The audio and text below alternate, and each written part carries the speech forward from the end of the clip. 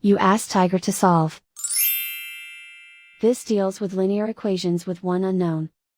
The final result is x equals -5. Let's solve it step by step. Simplify the expression. Break up the fraction. Simplify the fraction. Find the greatest common factor of the numerator and denominator. Factor out and cancel the greatest common factor. Group like terms. Convert the integer into a fraction. Combine the fractions. Combine the numerators.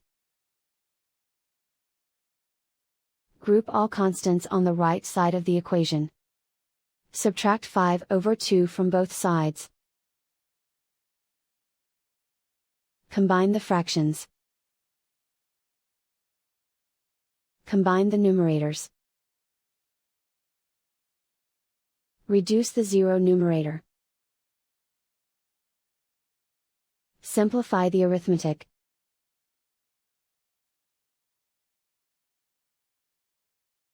Isolate the x. Multiply both sides by inverse fraction 2/1.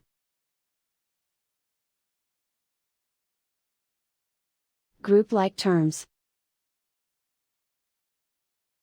Multiply the coefficients. Simplify the fraction. Multiply the fractions. Simplify the arithmetic.